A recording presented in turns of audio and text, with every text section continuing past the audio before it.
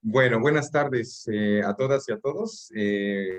La verdad es un gusto y un placer reencontrarnos en estos espacios, este espacio que es la Cátedra Orlando Falsborda del programa de Sociología. Y la verdad que hoy tenemos una sesión muy interesante, sobre todo para nuestros estudiantes y para todos, ¿no? Uno nunca deja de aprender y de compartir, y compartir las experiencias es muy importante en términos de cómo nos aproximamos cuando hacemos trabajo de campo, cuando tenemos un proyecto de investigación, cuando estamos en procesos de intervención comunitaria. Pues creo que recuerden que esta cátedra siempre es un espacio como para discutir temas emergentes, elementos que nos puedan servir a los estudiantes, a las estudiantes, a los profesores, a las profesoras, en términos de ir en temas más allá del quehacer sociológico, ¿listo?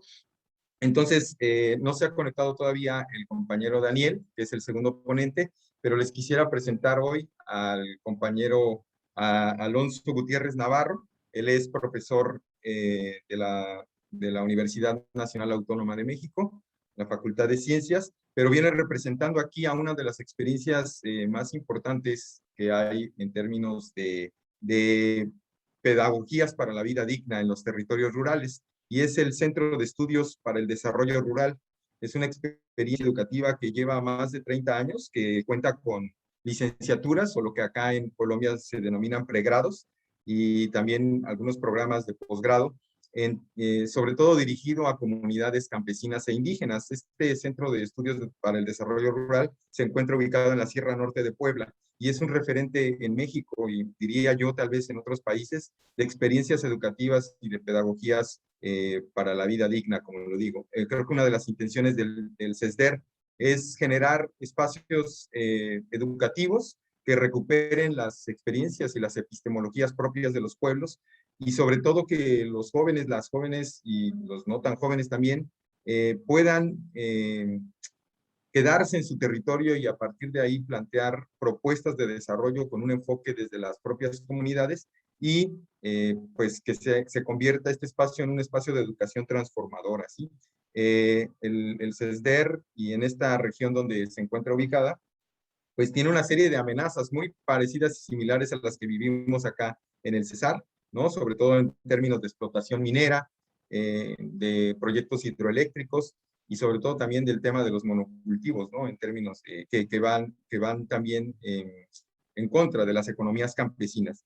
Y bueno, creo que uno de los retos que se ha planteado el CESDER en estos más de 30 años, digo yo, de trabajo, es prácticamente reconocer el trabajo y los conocimientos campesinos para que pues las comunidades puedan vivir de manera digna, combinando los conocimientos, podríamos decir, diversas formas de conocimiento, tanto los académicos como también los propios conocimientos que tienen las comunidades. Entonces, Alonso Gutiérrez Navarro, de verdad estamos muy agradecidos de que hoy nos acompañes acá. También quisiera agradecer antes de iniciar siempre el apoyo técnico de la señora Luz Marina Campo, que siempre ha estado al pendiente y que nos ofrece esta plataforma para poder encontrarnos. Entonces, Alonso, bienvenido. Este es tu espacio, te agradecemos de verdad que estés acá y creo que va a ser una charla muy importante para la comunidad universitaria. No sé, te contextualizo, estamos en la Universidad Popular del Cesar, es un departamento ubicado en el Caribe colombiano. Eh, Muy cerca aquí está la Sierra Nevada de Santa Marta. Estamos a los pies de la Sierra Nevada de Santa Marta, en donde habitan 4 pueblos indígenas, los Cogis, los Huiguas, los Cancuamos y los Arhuacos. Y bueno, el compañero Daniel, que en un momento se conectará, tenía problemas de salud, pero me dijo que de cualquier forma se va a conectar. Él es un mayor cancuamo. También vamos a contar con la presencia de Daniel Maestre, mayor cancuamo, con experiencia en acompañamiento de procesos indígenas y promotor de la Escuela de Desaprendizaje aquí en el resguardo indígena Cancuam, perteneciente a la OICA. Y bueno, él nos va a hablar también, nos va a hablar de la experiencia de trabajo que ha hecho en este tiempo, en estos meses. Ha estado trabajando con comunidades Guayú, otro pueblo indígena también, Alonso, pero que está en La Guajira, en otro departamento. ¿Listo? Bueno, es un poco para contextualizarte. Bienvenido a Colombia, aunque sea así de manera virtual. Esperemos un día poder contar contigo acá de manera presencial para que conozcas esta tierra tan maravillosa. Un abrazo, Alonso, de verdad, muchas gracias por tu presencia acá. Tienes alrededor de 20, 25 minutos, yo te voy indicando, ¿listo? Pues si quieres, adelante. Sí, muchas gracias. La verdad es que es un verdadero honor y no lo digo de pasada ni por compromiso, sino digamos que el poder estar en un esfuerzo así, digo, me hubiera gustado conocer un poco más o después seguro me esforzaré en conocer a partir de la experiencia de ustedes. Pero bueno, la verdad es que es un gusto y es en verdad un privilegio estar aquí con ustedes. Aquí estoy justamente en el CESDER, en Zautla, en la Sierra Norte de Puebla. Está lloviendo y haciendo frío, entonces si se traba, por favor, me dicen, porque sí, también las condiciones están difíciles. Y también aquí le agradezco mucho la invitación y el contacto a Mauricio González, que lo tuvieron la semana, bueno, hace 15 días, y que bueno, también es un compañero que es parte de los asesores del CESDER y ya escucharon toda la experiencia que además él tiene. Tal vez una cosa que habría que aclarar es, yo no soy campesino y entonces justo el no serlo me posiciona desde un lugar y asumo ese lugar y asumo mi historia citadina y mi historia de como formación de científico, digamos, de biólogo, pero que desde ahí un poco les voy a contar la experiencia que hoy trato de narrar.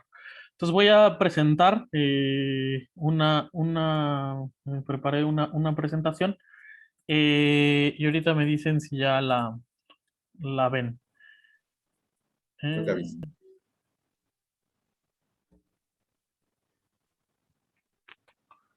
ok, ¿ya la ven? Listo, perfecto, se ve bien.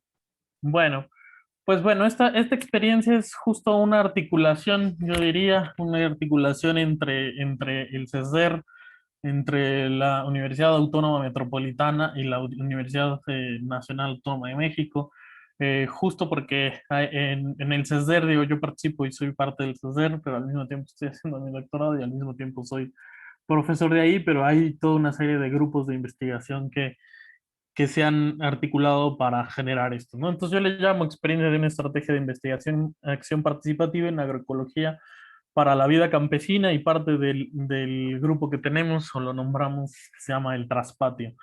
El traspatio, digamos, es la zona que normalmente se encuentra justo atrás de las casas, o no sé si por allá le llaman igual, pero bueno, atrás de las casas, digamos, donde tienen una diversidad las familias campesinas de plantas, tanto pueden ser plantas medicinales, ornamentales y algunas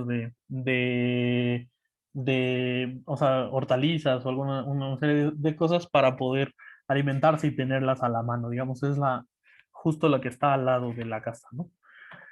Bueno, quería empezar justo con una cita de Orlando Falsborda, aprovechando el contexto, y dice, la observación-inserción implica que el científico se involucre como agente dentro del proceso que estudia, porque ha tomado una decisión en favor de determinadas alternativas, aprendiendo así no solo la observación que hace, sino del trabajo mismo que ejecuta con los sujetos con los que se identifica.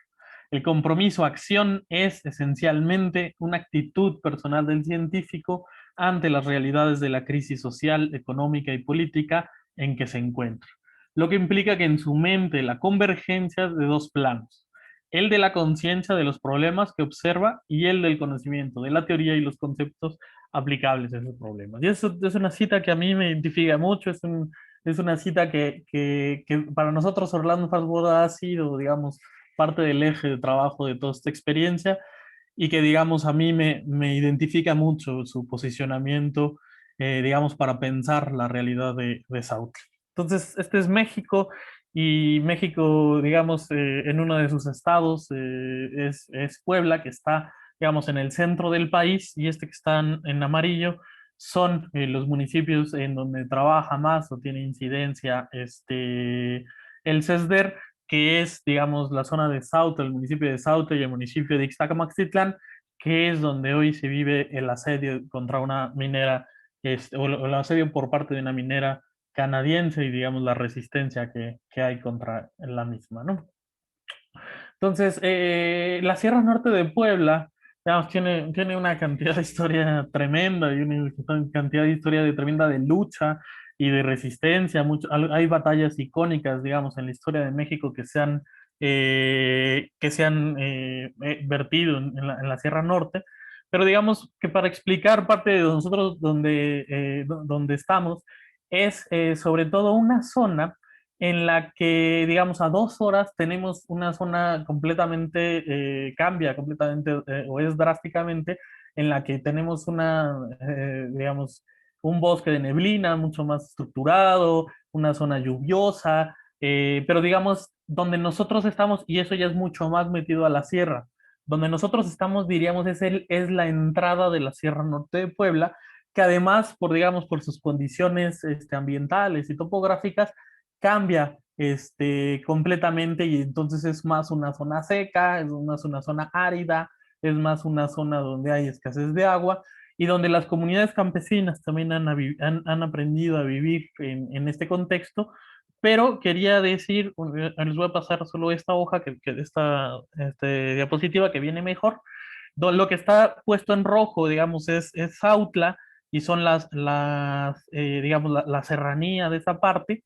Y en amarillo lo que vemos es el área de cultivo. Y el área de cultivo de esta zona es un área de cultivo que al lado de Sautla, al lado de esta región que decimos la entrada a la Sierra Norte de Puebla, está toda una zona que se llama Libres y Puyoaco, una zona plana donde se ha parado, digamos, la agroindustria de manera importante, y digamos, es una zona con grandes extensiones de riego y hace muchos años era una zona, digamos, del granero y es ahorita una zona maicera, pero lo que vemos es justo que en esa entrada de Sauta, si ven las condiciones, ya no hay tanto amarillo. ¿Por qué? Porque las condiciones de cultivo se van dificultando muchísimo. Y eso hace también que la zona del caciquismo y la zona histórica de Cuyoaco la zona de las haciendas en México, se estructuró sobre todo en esta zona y hay una migración que se explica hace unos 300, 400 años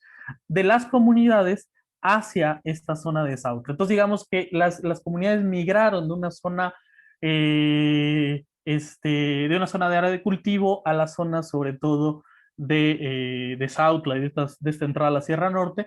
Y también son comunidades indígenas nahuas, que ahorita vamos a ver la particularidad de esto. Pero bueno, la historia del CESDER, en todo caso, se puede narrar como una historia de ciertas, en amarillo vemos, digamos, la propia historia del CESDER, luego vemos alguna serie de otras organizaciones en verde, vemos alguna serie de otras organizaciones hermanas, y otras vemos, en verde vemos como el contexto político del país.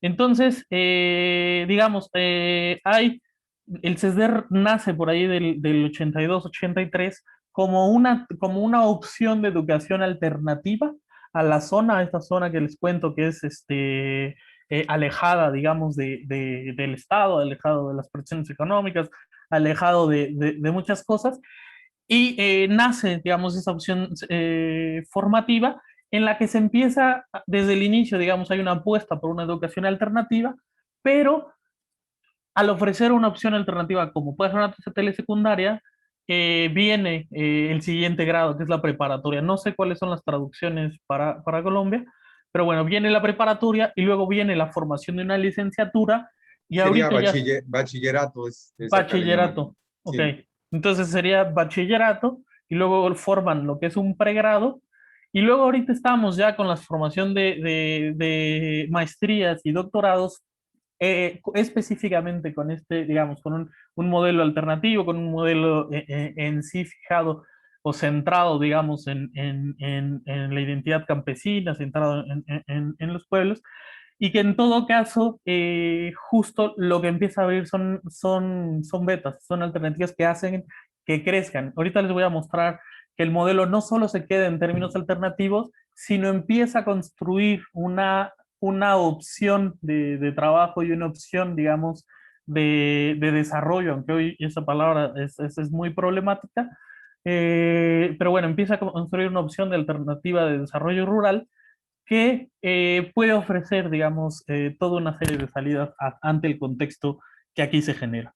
Y bueno, están otros tipos de experiencias acá en México, como el CIDOC en Cuernavaca, como la Organización de Cooperativas de la TOCEPAN, como el CIDESI en Chiapas, que está muy ligado al ZLN, como el CSIC, y en fin, o sea, hay toda una serie de otras experiencias de las cuales también hay un diálogo general y un diálogo constante entre el CESDER y esas experiencias. Yo diría que para resumir un poquito esto es, el CESDER nace en el neoliberalismo, en la retirada del Estado de muchas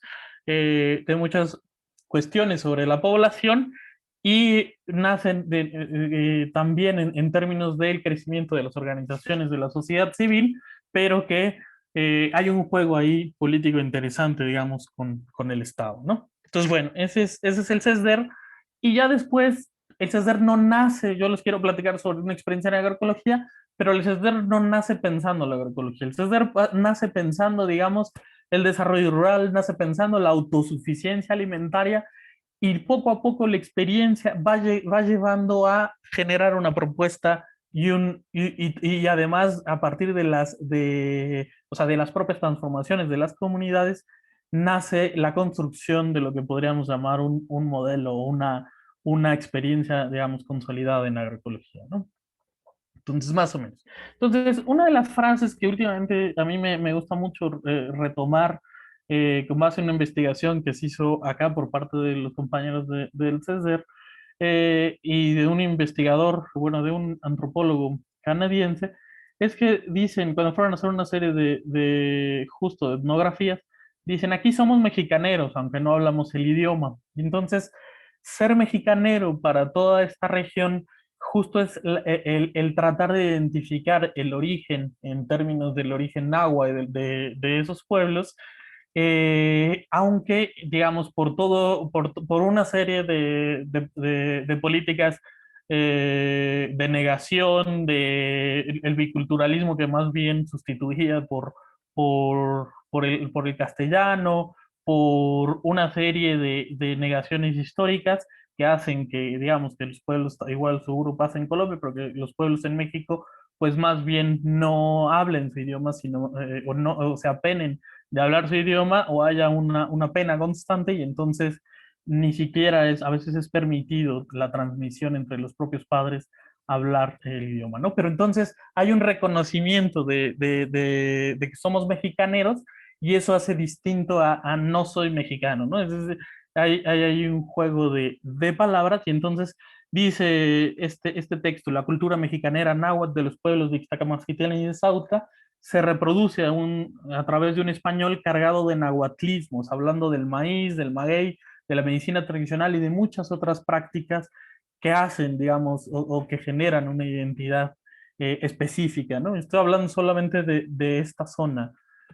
Bueno, entonces les contaba, ¿no? El CESDER nace en principio en el 82, del 88 y podemos estructurar sus etapas como una fundación de la telesecundaria en donde empiezan a construir el sueño, empiezan a construir lo que pretende ser y después en este paso construyen el bachillerato, construyen una licenciatura, pero después ya digamos, del 94 al 97 empiezan a ver la necesidad de generar también una especie de proyecto de desarrollo rural en donde se genere todo un diagnóstico, una caracterización y un trabajo general con las comunidades y en los cuales a partir de un financiamiento importante y de un apoyo internacional se genera todo un plan que le llaman el plan indicativo regional en el cual se construyen grupos comunitarios y se construyen toda una serie de experiencias que empiezan a trabajar con necesidades específicas de la región, pero que digamos este diagnóstico se ha construido a partir de la relación, a partir del trabajo mismo de los alumnos en la licenciatura y que bueno, después ya da lugar a otro tipo de redes y a otro tipo de enfoques que viene más, digamos, el desarrollo de líneas en particular, que es en la que yo participo mucho más, que es el de la agroecología y la soberanía alimentaria, ¿no?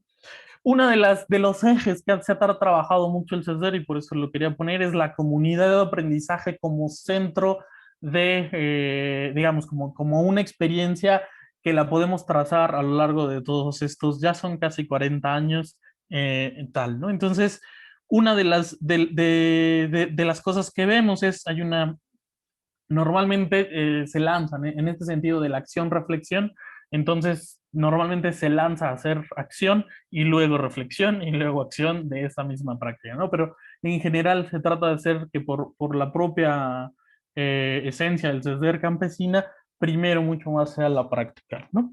Y entonces hay una serie de ejemplos en donde hay una serie de modelos que yo quiero representar como lo que ha sido el CESDER, y una de las cosas que me parece más centrales a tratar de dar a conocer es la vida en comunidad. O sea, es decir, el CESER se comportaba como un albergue en donde los compañeros, los campesinos, los estudiantes vivían en conjunto y empezaban a generar una autogestión de su espacio, autogestión digamos, de la vida, pero también en una serie de decisiones planeadas, unas decisiones tomadas entre todos, y que digamos, eso tenían diferentes instancias de decisión. Las plenarias generaban procesos organizativos, los espacios, digamos, división de cuartos, eso sí, se sigue manteniendo hoy en las concentraciones, es decir, hay responsables de plenarias, responsables de tortillas, responsables de dormitorios, responsables de encuentros, en fin. Entonces se construye también una responsabilidad muy importante por parte de los estudiantes,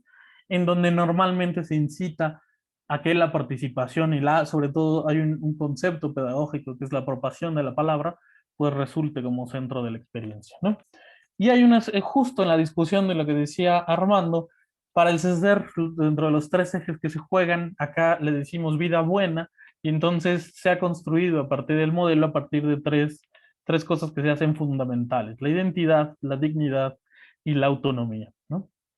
Y bueno, y entonces hay una serie de procesos también, no me va a dar tiempo a explicarlo, pero una serie de procesos y de transformaciones del propio modelo del CESDER. Una de las cosas que a mí me maravilla de esta experiencia es cómo ha ido transitando y cómo ha ido criticando su propio modelo, su propia propuesta educativa, y cómo ha ido generando después cambios que hacen que se mueva toda la institución y toda la experiencia, ¿no? Entonces parten primero de la educación popular y esto, digamos, de Freire, de la enseñanza-aprendizaje, empiezan a construir lo que le llaman instituciones educativas, parten del acontecimiento educativo, es decir, del momento educativo, digamos, de la fascinación del encuentro con el otro, de la educación como encuentro con el otro, y hoy, digamos, dicen la educación como conversación, ¿no? Es decir, hay toda una serie de transformaciones interesantes e importantes como parte de la propuesta. Y lo que es ese modelo, digamos, este modelo es cómo se fue estructurando parte de la licenciatura, parte de los asesores, pero también ligado a los equipos comunitarios y ligados a los grupos comunitarios de cómo se representan. Entonces, esto es un poco lo que les trato de explicar. Hay una vida en comunidad educativa, una serie de plenarias, asambleas, reuniones, y bueno, hay una serie de asesores, asesoras que trabajan junto con los estudiantes, pero que digamos hay una línea de vinculación con la comunidad, y esa línea de vinculación con la comunidad puede establecer relaciones con el equipo comunitario que tiene sus propios promotores, y que digamos esos promotores además estructuran o convocan y se genera todo un grupo comunitario, el cual el grupo comunitario nombra comités comunitarios y, digamos, sucede de manera, digamos, orgánica, pues estos momentos en que hay toda una relación interesante. Hoy en día, por ejemplo, nosotros tenemos una experiencia con una comunidad que se llama Ocotzingo, en la cual parte de la formación de los jóvenes de licenciatura en la especialidad en agroecología trabajan directamente con una familia campesina, y vamos a hacer, digamos, parte de las prácticas agroecológicas que ellos al mismo tiempo que se están formando, también van y las comparten con las familias campesinas, ¿no? Entonces, esto es, digamos, parte del CESDER. Digamos, déjame ver cuánto tiempo llevo. ¿Me puedes decir, Armando, cuánto tiempo llevo? Dale, tú puedes ahorita todavía unos 15 minutos. Ok. Entonces, este es el CESDER. Lo que hicimos nosotros, o sea, es decir, desde aquí es parte de lo que los compañeros ya desde hace muchos años han hecho. Yo me incorporo, pero me incorporo desde hace 5 años. Bueno, empiezo a tener una relación desde hace 5 años, pero desde la universidad, ¿no? Y entonces también les quiero platicar cómo con esta estructura que tiene el CESDER se pueden construir, digamos, propuestas de investigación y acción en los temas, ¿no? Entonces, lo que nosotros llamamos una comunidad de investigación-acción justo tiene que ver con que hay un centro en términos de la investigación, un centro en términos de la docencia y un centro en términos de los procesos rurales. Entonces, esta propuesta parte desde la Universidad Nacional Autónoma de México, es decir, desde una licenciatura como biología, desde una disciplina, la verdad es que bastante cuadrada, con este rollo a veces objetivista y neutralista de la ciencia, pero que digamos nosotros tratamos de romper y tratamos de generar otro tipo de alternativas. Y entonces, justamente con la pregunta que llegamos al CESDER fue, ¿cómo es que establecemos relaciones a partir de necesidades recíprocas, ¿no? Y eso se lo aprendimos, digamos, a Falsborda, y empezamos a tratar de construir una experiencia particular a partir de la UNAM y a partir de lo que nos ofrece el CESDER. Yo quiero decir, digo, no quiero hablar de mí, pero sí quiero decir que esta experiencia surge de lo que acá es que uno sea profesor de asignatura. Es decir, uno cuando es profesor de asignatura tiene un salario, la verdad es que bastante precario, y no es que yo sea investigador, y no es que tenga una plaza de investigación, y lo diría así, sino es que más bien es las ganas de generar una experiencia, las ganas de investigar, las ganas de la docencia, la motivación de la docencia, la motivación de transformar una realidad específica, de transformar mi propia formación, en fin, entonces solo decir eso. Entonces, arriba en lo que ven en la línea morada, lo que ven es cómo iba avanzando el grupo de la UNAM. Lo verde lo que ven es cómo iba avanzando el propio CESDER, y en lo amarillo es mi tesis de doctorado. Entonces, empezamos con una clase de agroecología justo desde la UNAM, y yendo a conocer experiencia en agroecología, y nos topamos con el CESDER. Entonces, a partir de una pregunta de cuál tendría que ser la relación entre la academia y las organizaciones campesinas y los procesos rurales, nos topamos con el CESDER, y empezó a haber una vinculación interesante en la cual empezamos a establecer prácticas de campo con el CESDER, empezamos a establecer las necesidades, y empezaron a surgir intereses de los propios estudiantes como servicios sociales, como bases de datos, como tesis de licenciatura, como capítulos de libro, y empezaron a ya ver toda una serie de lo que son las salidas colectivas, que es todo el grupo viajando en conjunto al CESDER, tratando digamos, construir toda una experiencia. Esto ha tenido su propio correlato. Y bueno, lo que nos topamos al principio es, le decimos el tío Juan, porque el tío Juan es como una vida formada a partir del CESDER, que se compromete con la propia institución, ¿no? El tío Juan es un campesino de Ixtacamastitlán que llega a la telesecundaria del CESDER, pasa a la preparatoria, pasa a la licenciatura, se forma como promotor en el CESDER, digamos, es responsable del centro agroecológico La Cañada, y entonces, digamos, genera toda una experiencia a partir de eso. Y él es el primer vínculo, y empezamos a establecer una serie de necesidades de trabajo, necesidades de difusión de la experiencia, necesidades también de formación de tesis de licenciatura, y empezamos a conformar lo que era un grupo de investigación anual, y también a participar dentro de las clases del propio CESDER, que genera ya toda una serie de vinculación entre la UNAM, el CESDER, y digamos también la participación en la propia maestría, que hay, la maestría es también en soberanía alimentaria, agroecología y territorio, ¿no? Después ya por ahí empieza a crecer el grupo, hay un proyecto, digamos, de la Institución Pública de la Ciencia acá en México, y bueno, y lo que es también interesante, yo lo pondría así, es que mi tesis de doctorado no surge a partir de definirla en el escritorio, sino surge a partir de, les digo, 2 años previos en donde estuvimos pues conociendo la experiencia, contando qué se hace, haciendo toda una serie de gestiones y de trabajos con ellos, y entonces se ve la necesidad de eso, y creo que es parte de lo que propone la investigación en acción, en donde la pregunta no se construye desde fuera, sino se construye en términos del propio proceso en el que uno participa. Y después ya les puedo contar qué hemos hecho ahí, ¿no? Entonces había una serie de horizontes interesantes en ese momento de formación en lo interno de la universidad, vínculos con organizaciones o colectivos con acuerdos mutuos y posturas políticos científicas similares, construcción de problemas de investigación a partir de necesidades recíprocas y desarrollo de una línea de investigación y la conformación de una estrategia de formación dentro de la universidad, ¿no? Y eso creo que ya hoy se ha podido conseguir. Le estoy narrando un poco lo que intentábamos hacer en ese momento y que ha seguido haciéndose, ¿no? Y el objetivo general del cual partimos sería construir conocimientos científicos desde la experiencia de los sujetos, bajo una definición ético-política que pueda, junto con los sujetos con los que trabaja, transformar una realidad agrícola, ambiental y de vida que se vive en el capitalismo, abriendo espacios de posibilidad frente a esa adversidad. O sea, decíamos un poco por ahí acotado lo que queremos, ¿no? Y en términos de palabras sencillas, diríamos desarrollar una congruencia entre lo que decimos y hacemos para vivir bien, ¿no?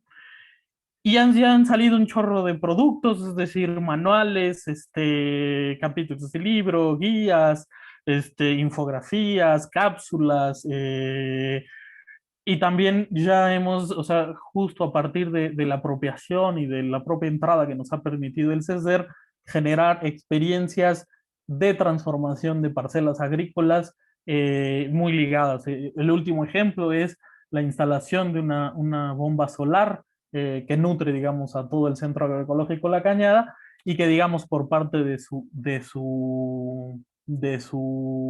conformación hace que esto tenga, digamos, una posibilidad y que otras comunidades han visto como posibilidad, dado que el agua es escasa en esta región, ¿no? Una de las cosas que decimos en este eje que estamos construyendo Cinco es que minutitos, Alonso. ¿Listo? ¿Perdón? ¿Cuánto? Cinco. 5 minutos, Bueno, voy ok. cerrando, pues, vale. Sí, sí, sí. Muy bien. Gracias, hermano. Qué bueno, pues eso, qué bueno que me dices. Lo que decimos entonces es que el CESDER desde el 83 se planteó un eje que le decían la alternancia educación-producción. Y lo ponían así, tratar de establecer una continuidad entre la capacitación teórico-metodológica y la práctica productiva en parceles y talleres de la escuela. Y lo que queremos recoger es que esa experiencia de la alternancia de educación-producción, que para nosotros es la experiencia concreta de campesinos, se puede retomar como esa orientación. Tenemos prácticas teóricas, que ahorita me lo voy a saltar porque es redundante, pero nos hemos podido, quiero poner mucho más atención en el cierre, en lo que supone esta apuesta en la formación de sujetos, esta apuesta en el pensamiento crítico. Yo lo pondría un poco así, no se trata en todo caso de una apuesta sobre una disciplina, o sea, en este caso sobre la agroecología, sino la apuesta sobre los sujetos, sobre el pensamiento crítico. Y entonces el tío Juan tiene esta frase, dice, hay que internalizar el problema, la necesidad, el objetivo, la utopía, el gusto, la emoción, para generar aprendizajes significativos, que el proyecto que desarrolles tiene que ir más allá del trabajo o del salario, es un objetivo de vida personal que se nutre de ir reflexionando sobre el camino, sobre la experiencia y se convierte en un proyecto propio de vida. Y creo que eso es el CESDER para muchos de los compañeros en los que se han formado, un proyecto de vida en el cual pues justo tratan de ir, digamos, construyéndose a ellos mismos, pero construyendo también una alternativa, una posibilidad agrícola frente a una situación difícil, ¿no? Y eso ha hecho que haya una serie de transformaciones bien interesantes en esta experiencia agroecológica. Este eje que les digo se llama alternancia de producción. Al principio en el CESDER, por no tener o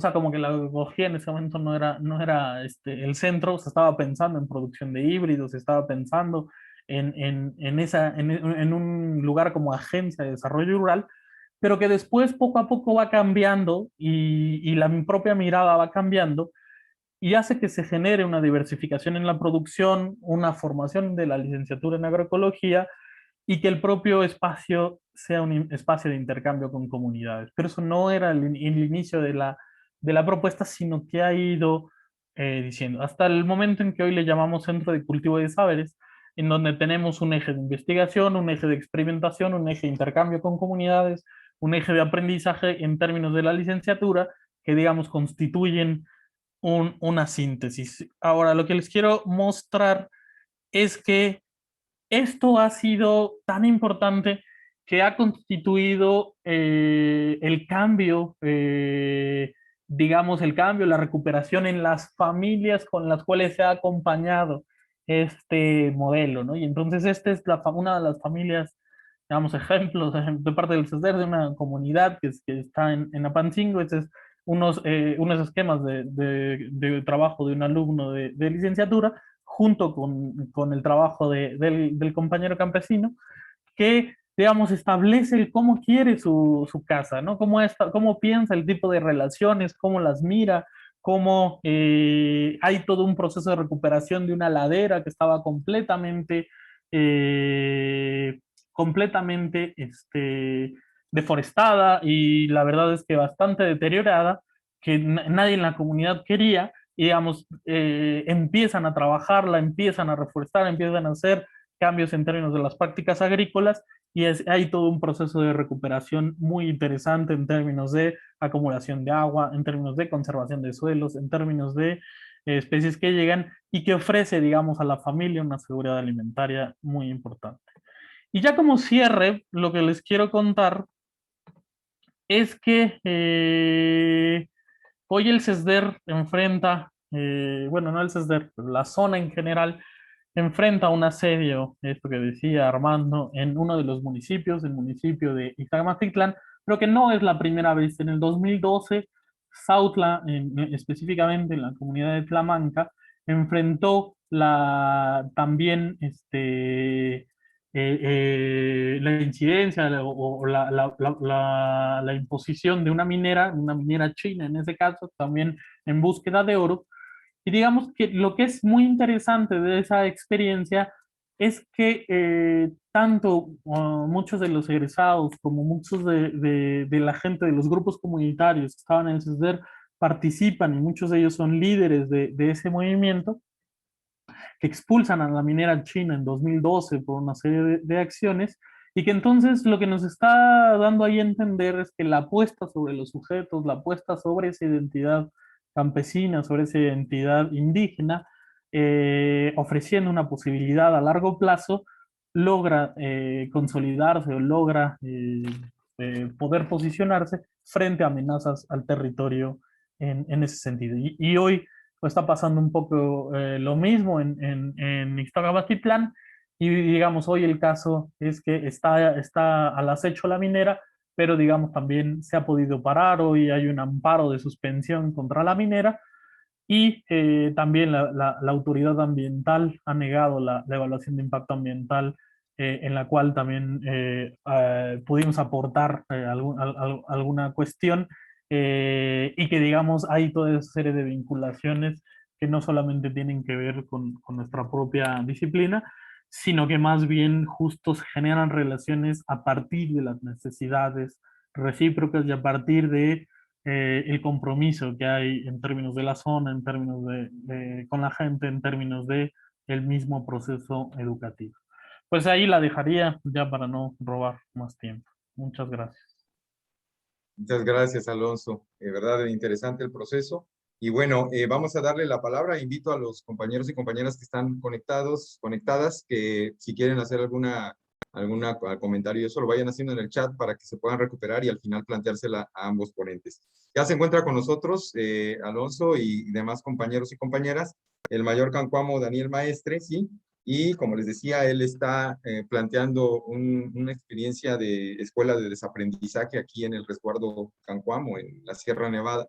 Y bueno, él nos va a hablar de una experiencia de trabajo, no nos va a hablar hoy en día, o no sé de qué nos vaya a hablar hoy, porque él ya ha estado acá en la cátedra, pero creo que él ahora en estos meses ha estado acompañando un trabajo precisamente de recuperación de soberanía alimentaria en resguardos Wayuu, en la Alta Guajira, y de eso es de lo que nos va a hablar. Entonces, Daniel, maestre, agradecemos igual que Alonso el interés y sobre todo la disposición de estar en este espacio, en esta cátedra Orlando Falsborda, que de verdad que es de muy agrado tenerlos acá para que nuestros compañeros y compañeras estudiantes puedan tener una aproximación a la realidad, ¿no?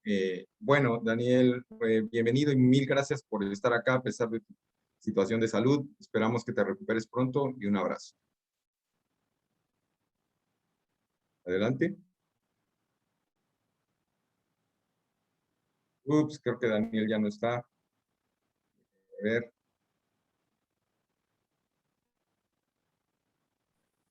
Sí, ahí anda, está conectado. Sí, Sí, pero no. no, no lo veo ya. Estaba conectado en un momento. Ahí, Daniel Maestre, ¿no? Sí, maestre. Sí, ahí está conectado, Ah, sí. pero Lo que pasa es que creo que se desconectó. Querida Luz Marina, ¿le podrías dar otra vez coanfitrión a Daniel Maestre, por favor?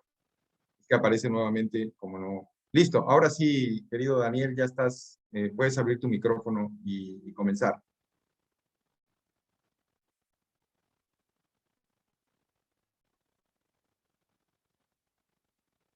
Ya estás, ya estás conectado, Daniel. Ya puedes hacer. Bueno, muy buenas tardes, profe. Un placer saludarlo. Gracias, Daniel, ya te escuchamos bien. Tienes hasta 25 minutos si quieres, ¿dale? Bueno, O yo soy muy menos, o poco a más. hablar. Listo, dale. Gracias a ti, Daniel. Bueno, y estaba escuchando lo que decía el profe de México y es una lástima que aquí en Colombia, pues esos institutos no no se hayan puesto en funcionamiento, aunque ese por mucho tiempo debió de haber sido como la misión del ICA y de otras, del Inderena y de otros institutos que se han creado en Colombia con muy buenas misiones, pero que al final terminan pervertidos y al final el campo no acción. Por desgracia en Colombia al pequeño agricultor es poco el apoyo que se le da, incluso los subsidios son para los monocultivos, para los empresarios del campo, pero para el agricultor de a pie es muy difícil acceder a un crédito, acceder a incluso a una pequeña investigación que un instituto haya realizado para mejorar los sistemas productivos. Eso, al menos en la costa norte, son muy poquitos y en el Cesar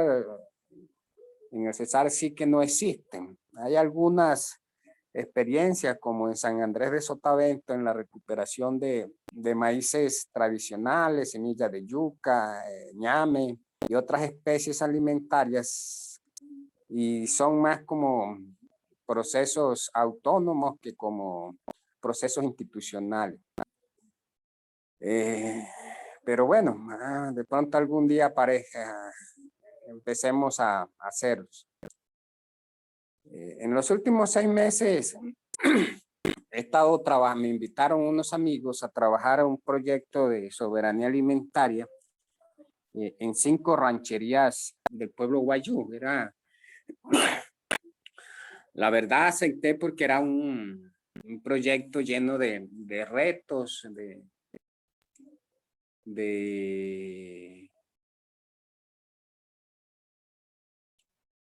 nada de certeza, porque la verdad a uno le hablan sembrar en la Alta Guajira y uno como que le da, uno como que dice, bueno, ¿y dónde se va a sembrar si eso es desierto? Ese es el imaginario que uno tiene en la Guajira.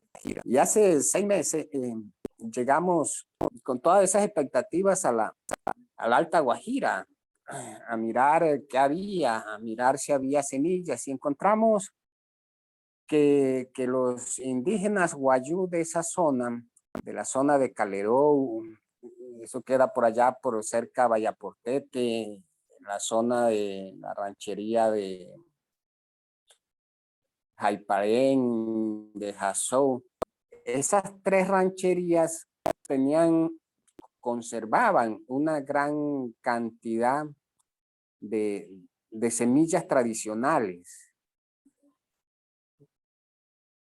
Conservaban una gran variedad de semillas tradicionales, a pesar de que hacía poco había terminado un verano de casi 4 años.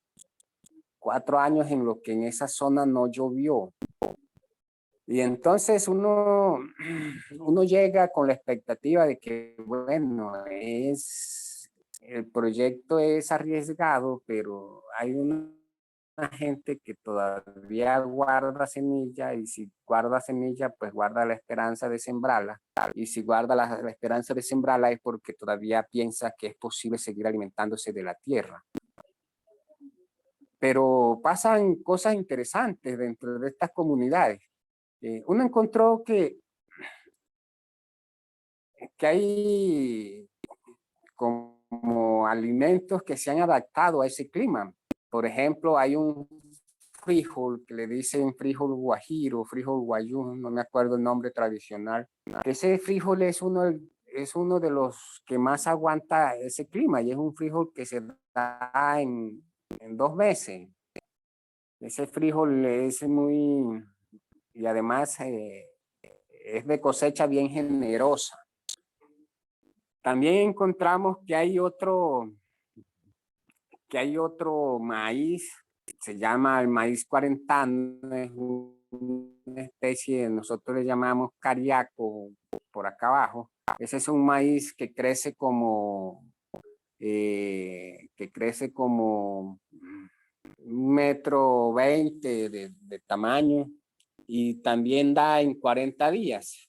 Entonces uno mira que las mismas plantas alimentarias se han ido adaptando al clima, porque el principal problema de la península de La Guajira, especialmente la Alta Guajira, no es tanto el sol, sino el viento del noreste que sopla incansante. Todos los días, las 24 horas está soplando, y es realmente lo que seca la tierra de manera constante. Entonces,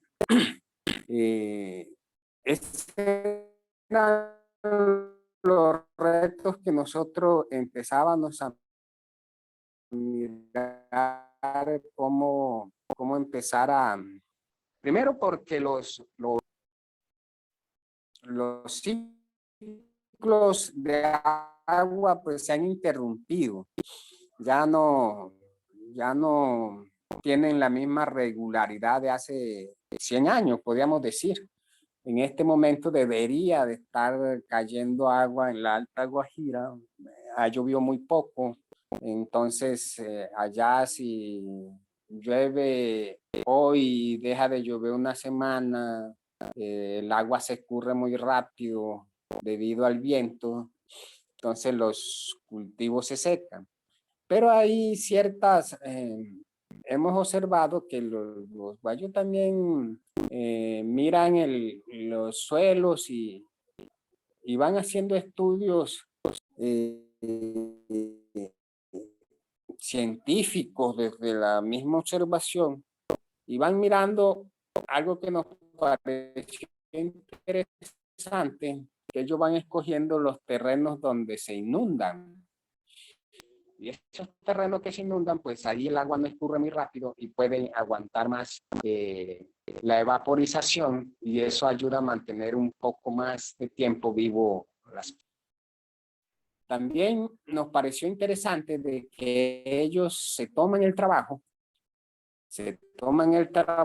de hacer una cerca alrededor de las plantas, alrededor de la chagra, uno podría decir, con ramas secas y frescas, y lo hacen de manera tupida. Una, para que no se metan los chivos, que es el otro enemigo de las plantas, y la otra porque cercada de esa manera, el viento baja la intensidad cuando entra a la chagra, y eso es interesante. Es interesante mirar la funcionalidad de esos sistemas que ellos han adaptado para sobrevivir en esa zona tan árida. Y bueno, ellos no utilizaban, una de las novedades que hemos utilizado, pues que ellos poco lo utilizaban, era recomendarles y enseñarles a hacer abono con el popó del chivo, con el excremento del chivo, utilizar la ceniza del fogón como una manera de hacer abono, además de que por la misma contextura del excremento del chivo, eso ayuda a que la evaporización no sea tan necesariamente gana uno en nutrientes, sino que gana en tiempo de que el agua permanezca otro poquito más ahí, porque en última el reto es que el agua permanezca el mayor tiempo posible alrededor de la planta, porque eso es lo que va a determinar el éxito del cultivo. Entonces miraban que en esas tres comunidades, pues esas de pronto no de gran tamaño, más que todo horticultura es lo que ellos practican, y lo hacen en escala pequeña. Yo pienso que lo hacen lo que ellos miran que pueden mantener. Eso, lo que conocen la Guajira, pues pongamos que hay un eje del tren del Cerrejón. Esas tres comunidades que les acabo de dar quedan subiendo del tren. Hay dos comunidades que quedan a la izquierda del tren que tienen otras particularidades. Está la comunidad de Uchito, que es una comunidad que queda de la Vela, es la comunidad que pertenece al Cabo de la Vela, y otra comunidad que se llama Malén, que queda como que queda encima del tren. Y estas comunidades tienen una característica muy diferente a las que tenían las otras tres comunidades, y era que en estas comunidades encontramos muy poca semilla. Estas comunidades, solo una persona nos sacó algunas semillas que tenían, y cuando le preguntamos que por qué no tenían semillas, pues ellos nos decían, pues bueno, como Uribia queda cerca, la carretera pasa aquí mismo, entonces si vemos que va a llover, vamos a Uribia y compramos la semilla que vamos a sembrar. Entonces no es tan importante pues guardarla, porque de pronto se nos daña la semilla, y si nos confiamos en guardarla pues se nos va a perder. Entonces no tendríamos. Ahí en Malén, en esa comunidad, pues encontramos algo de semillas. En Uchitu, que es la comunidad de pescadores especialmente, sí que no encontramos ninguna variedad de semillas, a pesar de que una o dos personas en esa zona, dos ancianas, especialmente ancianas,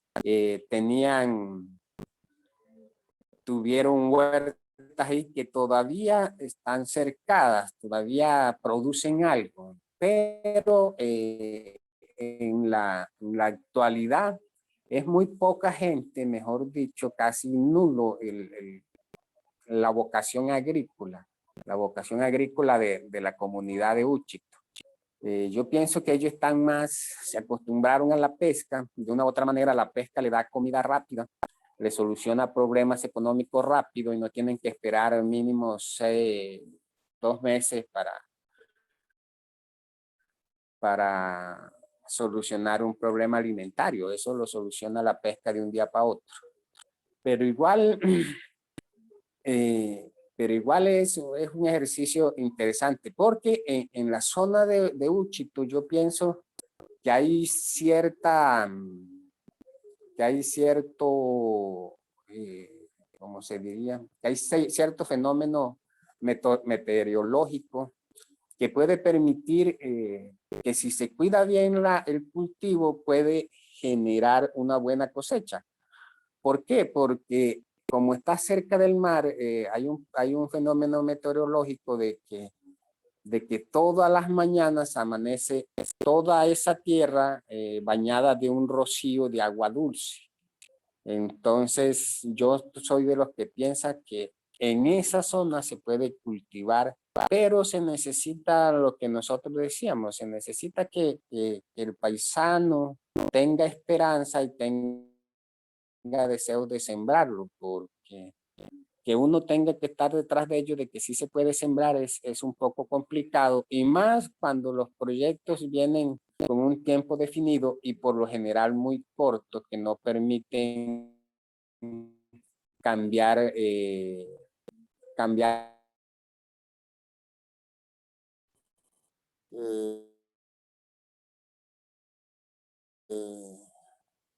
es de solo 6 meses, y en 6 meses uno no cambia el pensamiento de la gente. Entonces, es complicado. Eso que se ha sembrado ciertas semillas para ir generando nuevamente un proceso productivo y de soberanía alimentaria en estas de la Guajira, donde la desnutrición. Y mirando eso me hace pensar una cosa que nosotros, los colombianos especialmente, en los otros pueblos casi no ha pasado, los otros pueblos de América, pero en Colombia sí pasó, que la conquista más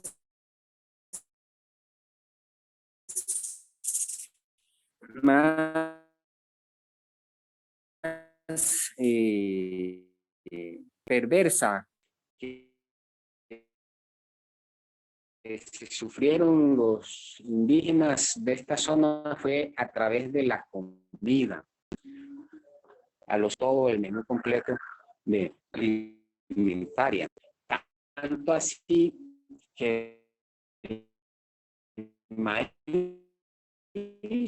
todavía sigue siendo en la costa miraba que a pesar de que, y a diferencia de lo que hacemos aquí en el norte, o los cancuamos, que mandamos a trillar el maíz y todas las mañanitas o en la tardecita, pues lo molemos y con eso hacemos arepas, pues en el norte de ellos nunca utilizan el maíz para hacer otra clase de alimentos que no sea chicha. Eso me llamó poderosamente la atención.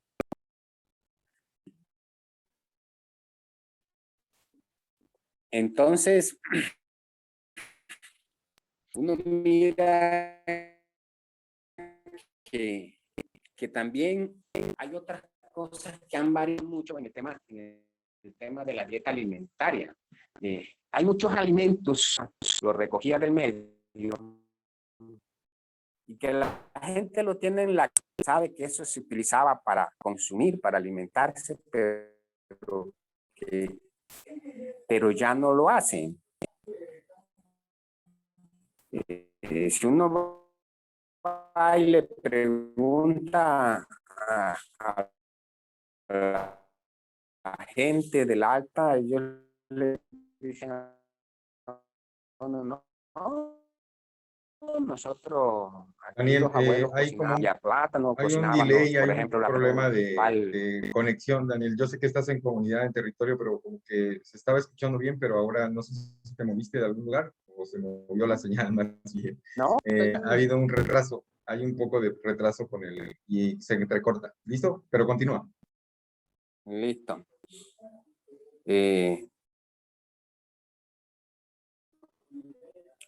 Entonces, veíamos que hay toda una variedad de alimentos que no tienen necesidad de sembrarlos, pero que ya no se consumen.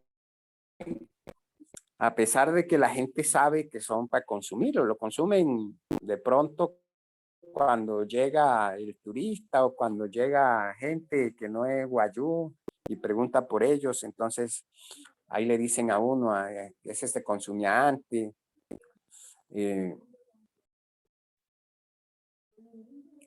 Entonces, yo creo que ha sido todo un reto bien interesante abordar ese tema en la alta, porque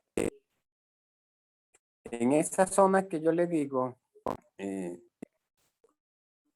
las 3 comunidades estas, pues hay toda una disposición de cultivo y cada comunidad se organiza de manera diferente.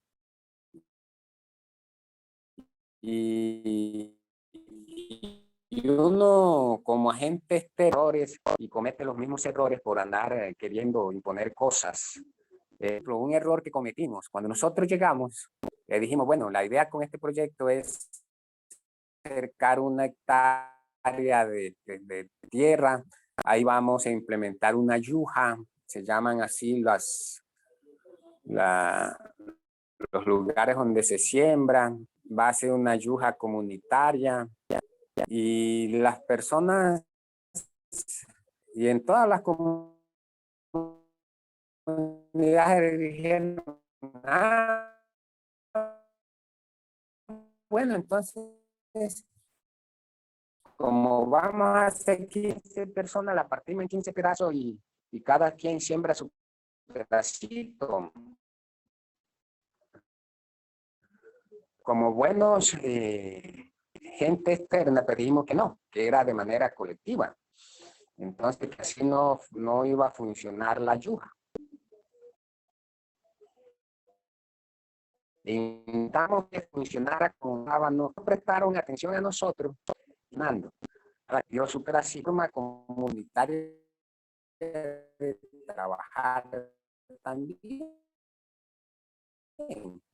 Cada quien lo hace en ese espacio colectivo. Lo que pasa es que los imaginarios nuestros son muy lo colectivo, incluso lo individual. El hecho de que estuvieran trabajando ahí los 15, cada quien en su pedacito, pues es una forma de sentirse colectivo dentro de ese espacio. Entonces ese fue un error que nos atrasó bastante. Ya empezamos a caer en cuenta y retomamos esa práctica. Y además esa está como que hace parte de su ser colectivo de ser indígena guayú. La colectividad radica en que yo tengo algo que brindarle a mi vecino, a mi paisano, al primo, al tío, desde lo que yo produzco. No necesariamente tiene que estar ahí, tenemos que estar produciendo en el mismo pedacito, no, sino que desde lo que yo produzco en mi pedacito puedo aportarle solucionar los problemas que él tenga. Entonces, esas son como algunas impresiones que hasta ahora he ido como pensando en la cabeza de ese proceso, que ha sido, como les digo, interesante y que ojalá entusiasme a amantes y profesionales de empezar a crear institutos de investigación agroecológica, porque como dicen, alguna vez me decía un abuelo Nucac, somos lo que comemos. El día que dejemos de comer lo que sembramos, lo que producimos, ese día vamos a dejar de ser indios, vamos a dejar de ser gente. Porque es la comida lo que nos liga al territorio. Tanto así que hay muchos pueblos indígenas que su mito de origen está asociado a la comida. Están algunos amazónicos que son hijos de la yuca dulce y del tabaco. están otros en México, son hijos del maíz. Y así estoy seguro que si uno pone a investigar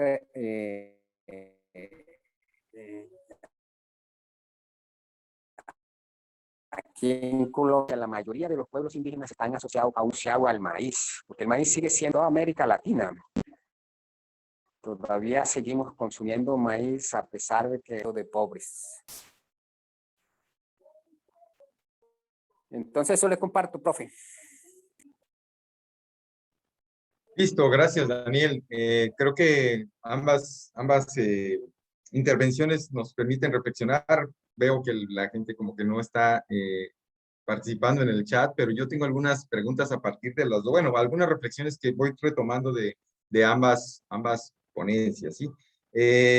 Sobre todo este tema de que, y sobre todo creo que esto es como experiencia de intervención, o sea, cuando uno va como externo, ¿no? Alonso nos decía, y empezó asumiendo, ¿no? Yo no soy campesino. Y entonces, ¿cómo en mi relación con comunidades campesinas, ¿no? Se puede hacer, se debe hacer? De hecho, Daniel lo acaba de mencionar, debemos. ¿Qué tanto la Universidad Popular del Cesar con ingeniería ambiental, sociología y otras licenciaturas podría plantearse, inclusive la misma Universidad de La Huila, ¿no? ¿Qué tanto podrían o deberían, como un compromiso ético y político que decía también Alonso, plantear proyectos de desarrollo desde el enfoque, ¿no? Aunque ya también lo dijo Alonso, esa palabrita de desarrollo hoy está llamada a recoger por muchas organizaciones campesinas, indígenas, afrodescendientes, pero ¿cómo podemos intervenir, no? Entonces, esa es una primera pues, como alimento del debate, ¿no? Por otro lado, la diferencia que existe entre comunidades, ¿no? Que uno cuando llega a las comunidades, a veces, aunque uno diga, no, yo voy en un diálogo de saberes, uno termina pretendiendo imponer algunos conocimientos y algunas prácticas. El mismo Daniel lo decía ahora. Nosotros llegamos desde fuera y les dijimos, les planteamos tal opción, ¿no? La colectividad, pues son pueblos indígenas, entonces trabajan colectivamente. Pero nosotros tenemos una noción de colectividad frente a la propia noción de colectividad que tienen los pueblos. Y creo que esa es una de las cosas muy importantes que hoy se están planteando acá. Uno cuando interviene tiene que ser muy juicioso, muy precavido y sobre todo tener la intención de escuchar y de observar y de entender la dinámica de los propios procesos a los que uno llega. Por otro lado está el tema de los tiempos, ¿no? Los tiempos de las comunidades y los tiempos de las instituciones. Por eso el CESDER también es interesante. También Alonso nos ponía precisamente algunas líneas de tiempo de cómo se fueron empalmando, cómo fueron coincidiendo y cómo fueron creándose estas alianzas, ¿no? Pero indudablemente uno tiene que tener muy claro el tema de los tiempos, ¿no? Es que yo voy a hacer una monografía para graduarme de sociólogo o socióloga, entonces solo tengo 6 meses para hacer el trabajo. O llega a una institución, una universidad, es que el financiamiento solo alcanza para 6 meses, dice Daniel, ¿no? Lo que no dijo Daniel es que llegaron con un grupo de expertos y que inclusive algunos tenían unas ideas maravillosas en términos de captación de agua y no sé, y cuando llegan a la realidad, es decir, uno tiene que transformar esa mirada. Y creo que eso es lo que Daniel también nos decía mucho, ¿no? Uno puede llegar con muy buena intención, con muchas ideas, pero uno tiene que adaptarse y sobre todo reconocer que la gente ahí mismo sobrevive y vive, ¿no? Y como también, ya para ir cerrando y para abrir la discusión también, Alonso, cómo también las personas tienen sus propias tecnologías, sus propias estrategias y prácticas de siembra, ¿no? Para alimentarse y para recurrir. Tan solo ahí en las comunidades guayú, que las rancherías que nos mencionaba Daniel, siendo guayús como pueblo, pues cada uno tiene, y esta división simbólica y no tan simbólica, sino material que ha establecido el tren que transporta el carbón, ¿no? A los puertos, pues genera dinámicas distintas y eso uno también lo tiene que comprender, ¿sí? Y cómo conformar equipos, y ahí Alonso lo decía muy claramente, equipos interdisciplinarios, transdisciplinarios, donde inclusive estas ciencias modernas, que diríamos que le llamamos ciencias exactas, Alonso, eres biólogo, me imagino, bueno, eres de la Facultad de Ciencias, ¿no? Uno diría, ¿cómo entra uno a dialogar ahí? Alonso mismo lo decía, a veces uno llega cuadrado, en sociología también, a veces estamos muy cuadrados, y creemos saberlo todo y no es así, ¿no? Entonces creo que por ahí es muy interesante ver lo que mencionaba Alonso, ¿no? El tema de una apuesta de trabajo desde al lado, paralelamente, con los sujetos, ¿sí? Con las personas con las que se van a involucrar eso. Pues no en balde el CESDEP lleva más de casi 40 años trabajando y todavía tienen retos. Y creo que también una lección es reconocer que uno tiene que ir transformando en el camino esas ideas que uno tenía, porque también el mundo cambia y también las perspectivas se van transformando. Entonces, no sé, Alonso, si quieras comentar algo. Aquí hay alguien, hay dos personas, voy a recuperar dos comentarios que hay. Erika Corso, estudiante de Sociología, dice, es necesario porque se aprende conociendo y no hay nada más bonito que experimentar en otras comunidades. Es importante alejar nuestras nociones personales. Por otro lado, Rafael Torrenegra, que también es estudiante de Sociología, qué bueno que existan estos proyectos de soberanía alimentaria que nacen desde los mismos territorios, desde la resistencia al fenómeno de la globalización y el proyecto neoliberal. Ojalá surjan más proyectos de este tipo que promuevan la autogestión y el rescate de los cultivos tradicionales. Bueno, ahí están esos dos comentarios de una participante y un participante. Adelante, Alonso. No sé. Muchas gracias. Sí, no, pues qué interesantes reflexiones. Una de las cosas como dices, y que más trabajo a uno le cuesta, es una frase que dice mucho, o que se dice mucho en investigación acción participativa, es los tiempos de la academia no son los tiempos del movimiento social, o no son los tiempos de los sujetos, de los campesinos, de las organizaciones con los que uno trabaja. Entonces, entender esa frase es difícil, porque justo, pues de repente hay una serie de cosas como muy cuadradas, que tienes que uno entregar reportes, que en términos de los estudios, pues hay un periodo que hay que cumplir, en fin. O sea, hay toda una serie de complicaciones, pero también ahí es saber campechanear, así, no sé cómo le dirán allá, pero campechanear en México es como justo el saber tener un discurso para la academia y decir, ah, sí, te respondo así, sabiendo, o para nosotros, sabiendo que lo más importante es el proceso con la gente, y sabiendo que el proceso digamos, con los resultados que se pueda generar con los objetos, resulta mucho más importante que hacer después la serie de cosas que va a hacer. O sea, muchas veces en nuestro equipo de trabajo y de investigación decimos, los artículos, las tesis llegarán, porque justo si trabajamos y hay toda una serie de compromisos, digamos, los datos, las investigaciones van saliendo, y eso es después resultado.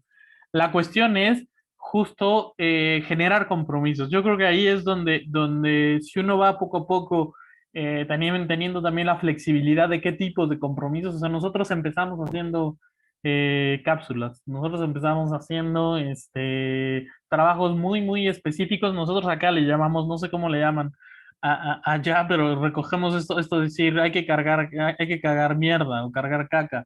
Y eso en agroecología tiene sentido, porque es moverla de un lado a otro. Y entonces, para justo abonar la tierra y demás. Pero que parecía una tarea a veces justo, que pueda tener cierto tipo de connotaciones, pero que hay que darle la vuelta. O sea, hay que dar la vuelta en el sentido de decir, también hay que saber y reconocer qué tipo de cosas construyen confianza, qué tipo de cosas construyen las relaciones, qué tipo de cosas construyen el diálogo, que no se da de manera incipiente. Y otra de las cosas que aprendimos nosotros fue que, o sea, una de nuestras necesidades es no sabemos cómo hacer investigación, acción participativa en este contexto, de esta forma, con estos sujetos, no sabemos hacerla. Y entonces el ir imaginándose junto con las otras personas, el cómo se podría hacer, el qué tipo de compromisos hay que hacer, cómo se puede ir construyendo la información, te saca necesariamente de las metodologías, digamos, más, a veces más socorridas por la academia, pero al mismo tiempo te puede permitir utilizar esas mismas metodologías, pero ya desde otro plano, con otros intereses, con otros objetivos. Entonces, digamos que en eso es también muy formativo el tipo de relación que uno va generando, el tipo de cercanía que uno construye y que poco a poco va mostrando los resultados. Entonces, una de las cosas que hacer es, sí, no, ni siquiera, ni siquiera como decir, hacer una cuestión que le viene muy bien al científico como soberbia, de decir, yo sé cómo se hacen las cosas, sino para nosotros ese inicio del diálogo, ese inicio de la conversación, es ese reconocimiento de una necesidad que muchas veces no sabemos cómo hacerlo. Entonces, en ese sentido, hay un comentario que me gustaría justo retomar.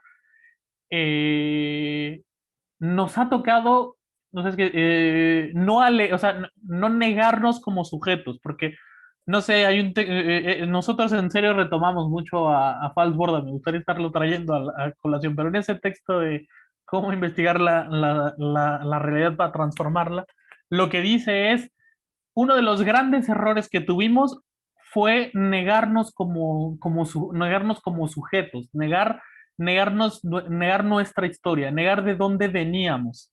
Y entonces uno de los grandes aprendizajes que dicen tienes es, no puede uno acercarse, o sea, la solidaridad, la fraternidad, la cercanía con los pueblos, la cercanía con los intereses no tiene que ver con negarse como sujeto, y yo lo diría así, citadino, para mí, clase mediero, en fin, o sea, tiene que ver con otras cosas, tiene que ver con los intereses comunes, o sea, las similitudes éticas, con las similitudes políticas y con demostrar que uno puede eh, comprometerse a lo que dice que uno hace.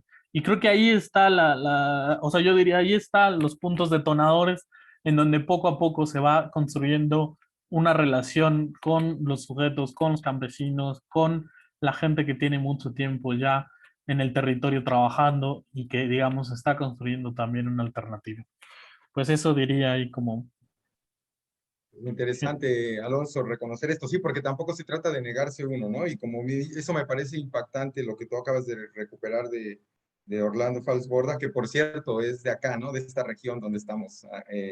Entonces, es eso, ¿no? No podemos negar nuestra propia historia, sino más bien cómo la vinculamos, ¿no? Cómo establecemos esos intereses comunes, éticos, con principios éticos y políticos que coincidan o que inclusive a veces entren en debate con los propios compañeros y compañeras con quienes nos dispusimos a trabajar más, pues una investigación, acción participativa o un proyecto o inclusive la militancia, ¿sí? Entonces creo que en ese sentido es muy interesante, ¿no? Reconocer esto y sobre todo creo que aquí es como un tip para los futuros sociólogos y sociólogas, es uno tiene, cuando sale a campo, tiene que tener la suficiente creatividad, ¿no? Y estar sobre todo abiertos y dispuestas al aprendizaje, ¿no? Al aprendizaje, a conocer y a reconocernos en los otros, en las otras, para precisamente ir construyendo esos espacios de confianza, porque finalmente, como tú recuperabas una cita, Alonso, ¿cómo decía? ¿Viejo Juan? No, el, El tío Juan. el tío Juan, esto para muchos y para muchas son proyectos de vida, ¿no? Se transforman en proyectos de vida, como imagino que lo es para ti, ¿no? Entonces creo que eso es muy importante. Daniel, no sé si quieras comentar alguna otra cuestión en torno a desde nuestro lugar de enunciación, dice Rafael Torrenegra, claramente, ¿no? Es en ese sentido, Rafa. No sé, Daniel, también si tú quieras comentar algo a partir de los comentarios de Erika, de Rafael y de lo que ha dicho Alonso. Adelante, Daniel.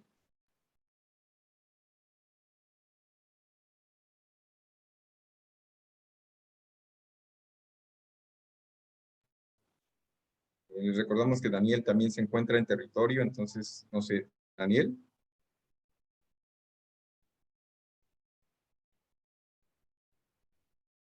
No tienes audio, Daniel.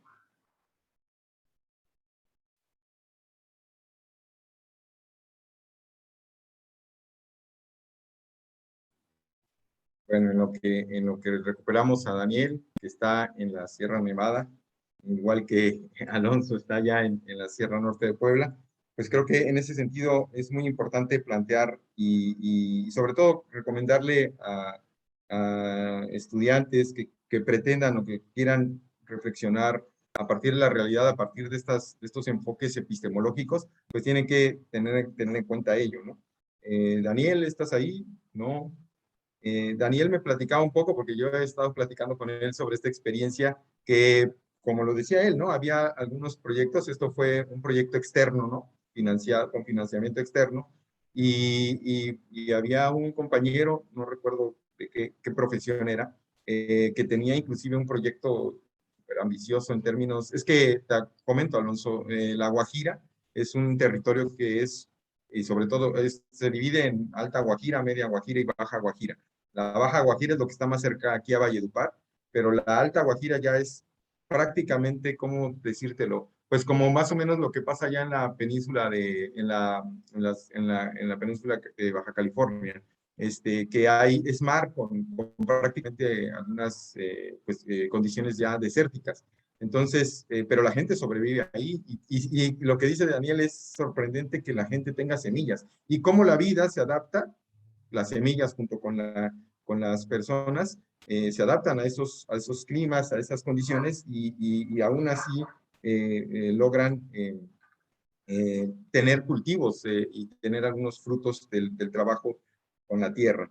Y Daniel me comentaba que tenían unos, como pues, vamos, el modelo estaba muy interesante, el captar agua de lluvia, es decir, o captar, no era agua de lluvia, sino la brisa que viene del mar, que es salina, transformarla para que se pudiera sembrar en términos de cultivos.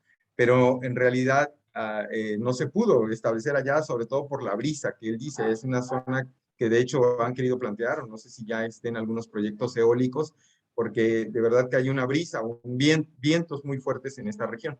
Entonces, en ese sentido, creo que es importante. Y quería hacer una metáfora, creo que Daniel tiene problemas, y ahorita recupero otro comentario que acaban de hacer, pero la metáfora sería, Alonso, tal vez esto de los cultivos, ¿no? O sea, este tipo de apuestas de investigación, de acompañamiento, son como los cultivos, ¿no? Tienen su tiempo y en algunos lugares serán semillas de 2 meses, como dijo Daniel, en otros lugares serán más demorados, pero eso uno tiene que tener en cuenta. Carol Guzmán, también estudiante de acá de la universidad, dice, la realidad de los campesinos colombianos con respecto a los de México es totalmente diferente, ya que el gobierno colombiano no se ha preocupado por realizar inversiones, prefieren comprar productos de otros países. Se crean leyes muy bonitas en el papel, pero cuando se materializa, se queda bastante corta. Bueno, Alonso, ya que no está Daniel ahora, creo que hasta se tuvo problemas de conexión. No sé si quieras comentar algo más. Igual para ir cerrando, tampoco queremos abusar de tu tiempo. No te preocupes. Con respecto a este comentario de Carol, yo lo que diría es solamente desde el 2018, digamos, con la entrada del nuevo gobierno, el gobierno de Andrés Manuel López Obrador, hace 40 años no había una política sobre el campo. Entonces, la realidad de los campesinos, sobre todo de los campesinos del sur del país, yo no creo que haya cambiado, la verdad, es bastante crítica. Es bastante crítica porque no solo no habían políticas hacia el campo, sino que, digamos, el neoliberalismo en México ha sido devastador tanto en el apoyo al campo como en la acaparación de tierras, como en la entrada de la Revolución Verde y la intensificación de los cultivos y la pérdida de conocimientos de los propios campesinos y los pueblos. Entonces, no creo, bueno, o sea, no desconozco realmente la situación de los campesinos en Colombia, pero no diría que la de los campesinos mexicanos es buena. La verdad es que es bastante crítica. Y ahora, con uno de los problemas fuertes que estamos viviendo en México, es que con la llegada del gobierno progresista, digamos, en algún sentido, nosotros vemos que ha sido cooptado tanto líderes campesinos, tanto gente de organizaciones de la sociedad civil, gente de movimientos sociales, y que, digamos, este discurso de la agroecología que hoy lo trae mucho el gobierno mexicano, pues está ayudando digamos, a quitarle la sustancia, a quitarle el contenido político, a institucionalizarlo. Y en ese sentido hay una serie de prácticas que tienen mucho más que ver con el apoyo a empresas transnacionales, o sea, para la producción de árboles, o tienen que ver con digamos, el volver al esquema paternalista del Estado, digamos, negociando dinero con los campesinos, pero no en términos de un movimiento social o de un proceso social de formación que cambie o que cuestione, digamos, los sistemas de producción tal. O sea, en México podría entenderse básicamente también entre norte y sur, y entonces en el norte, digamos, no han sido tocados los grandes, al menos en términos agrícolas, no han sido tocados estos regímenes agroindustriales en términos ganaderos, en términos de monocultivos, en términos de la entrada de grandes empresas de semilleras bueno, semilleras, de plaguicidas, y que bueno, hay alguna serie de cosas que se están trabajando. Es decir, hace poco sí celebramos uno de los amparos importantes sobre la prohibición de los transgénicos del maíz, transgénicos de la entrada del maíz transgénicos en México, pero digamos, no es que cambie por completo la realidad de un país que en términos de campo había estado abandonado durante muchos años.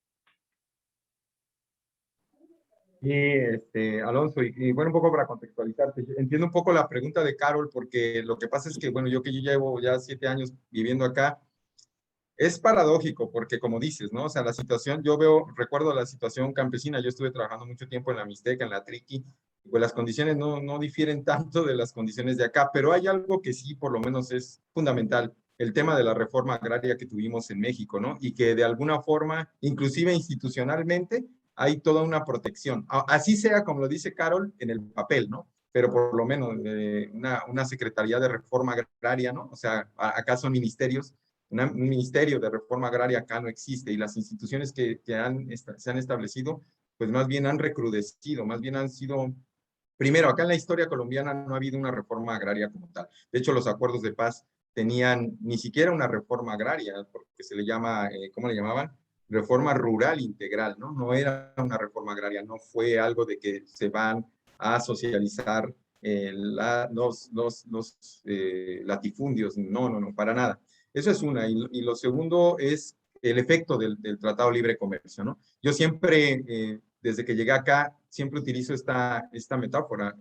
Los mexicanos podemos ver en el espejo de Colombia lo que ha sucedido con el narcotráfico, y Colombia puede ver en el espejo de México lo que sucede y lo que ha sucedido con estas décadas de neoliberalismo desde 1994, con la entrada de vigor del Tratado de Libre Comercio con Estados Unidos, que se anunció con bombo y platillo y que endulzó los oídos de muchos mexicanos y mexicanas. Y que hoy, precisamente, específicamente en este tema de la soberanía alimentaria, pues simplemente lo que mencionabas, Alonso, la pérdida de conocimientos ha sido terrible. ¿Por qué? Porque hoy nuestros campesinos están trabajando en servicios o como jornaleros agrícolas en Estados Unidos, si bien les va, ¿no?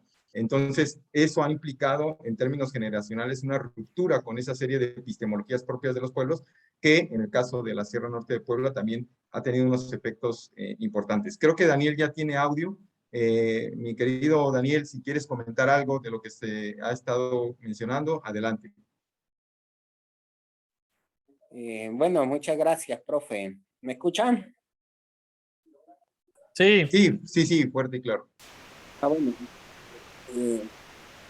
Uno de los problemas que uno a veces encuentra en esta clase de ejercicios con comunidades, todo el aura de misterio que a veces la antropología le ha metido al mismo indígena o al mismo campesino en la cabeza.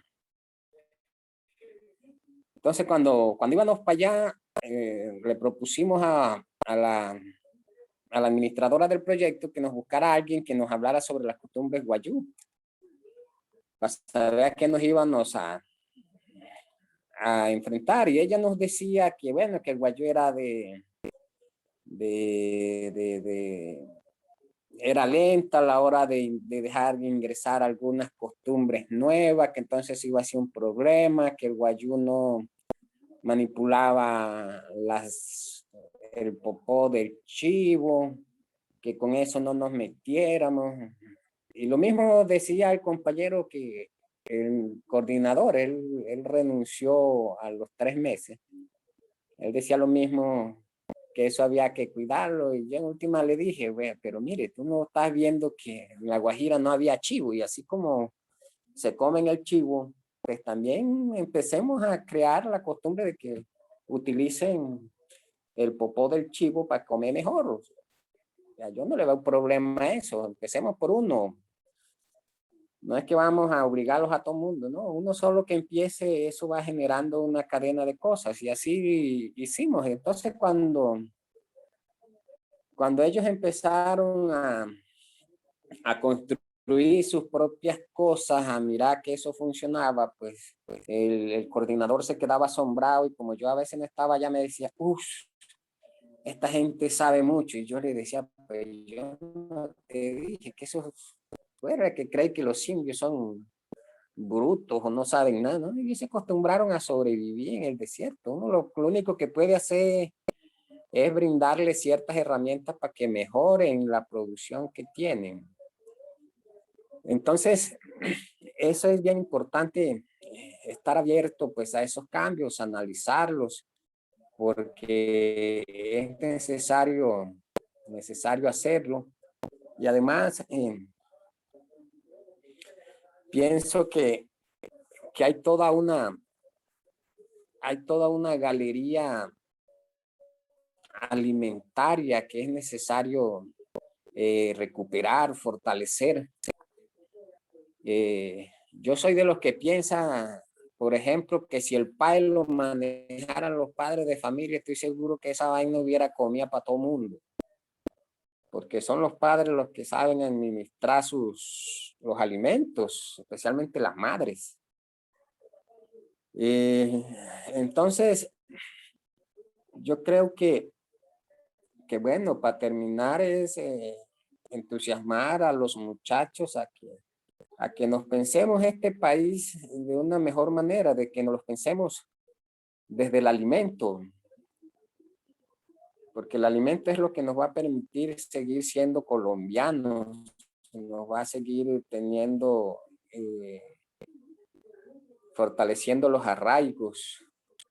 Si seguimos comiendo, si vamos a comer hamburguesas, pues que sean hamburguesas con comida hecha de aquí, producida aquí.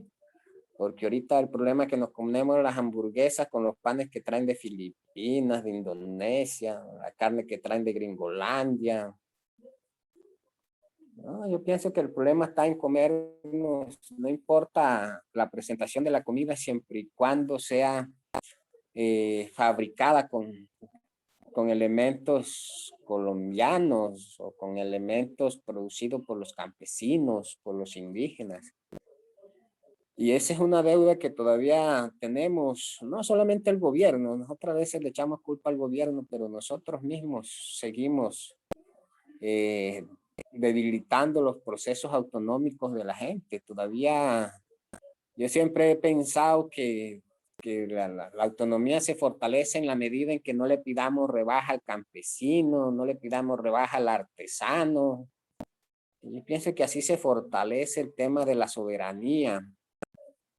Porque a mí siempre me da risa de que uno va a un supermercado y uno no pide rebaja, pero va al mercado de las pulgas, al mercado, a la galería o al mercado de Valledupar, y uno vive, a todo el mundo le pide, vale 10 pesos y uno dice que nada más tiene 9.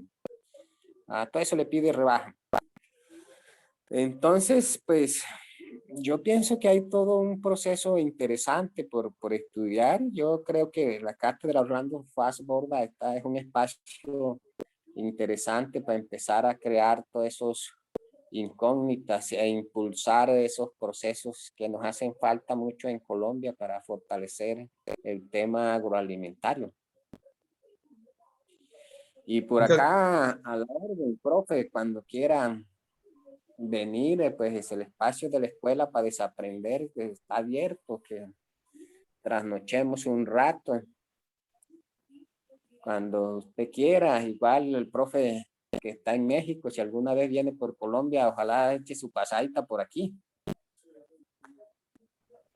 Muchas gracias, Daniel. De verdad, tomada esa invitación que siempre está abierta y esa escuela de aprendizaje, Alonso, te comento que es ¿cómo decir? De esas locuras bacanas, ¿no? Que Daniel se ha planteado junto con otros y otras y que quiere fortalecer. Y yo creo que el diálogo con otros espacios, porque a veces hay muchas cosas a las que nos enfrentamos. Daniel me ha invitado a algunas cosas como para pensarnos ese espacio. Claramente es un proceso de ellos, no solo del pueblo cancuamo, sino de Daniel genera redes muy amplias y a veces se tienen dudas sobre cómo iniciar, para dónde. Creo que hoy tú has dicho algo interesante, hay que empezar haciendo y después tal vez hacer la reflexión, pero comenzar haciendo. Entonces, súper invitado por acá, Alonso, y los compañeros y compañeras estudiantes también. Ahora con este tema de la pandemia no podemos hacer salidas de campo, pero si no en sociología comunitaria ya tendríamos allá los estudiantes. Bueno, otro comentario de Rafael Torrenegra. Dice, en Colombia, paralelo a una propaganda institucional de los tratados de libre comercio, el Estado, en coordinación con los grandes grupos empresariales y transnacionales, contrataban grupos paramilitares que, a punta de terrorismo y barbarie, despojaron a los campesinos de muchas zonas del país para implementación de monocultivos, lo redujo al punto de casi extinguir la producción agrícola nativa, y en la actualidad es mucho más rentable para la persona de a pie comer extranjero que nacional. Esa es una realidad también que plantea frente a lo que estaba diciendo ahorita Daniel. Y ahí entramos en el debate, ¿no? Y sobre todo recuperando esa frase que decía Daniel, ¿no? Somos lo que comemos, ¿no? Y Diego Amezquita, creo es, bueno, no me aparece todo el nombre, ¿hasta dónde va la revalorización de saberes, tecnologías y la introducción de nuevos saberes y tecnologías? ¿Existe un límite para la revalorización? Alonso, no sé si quieras comentar algo.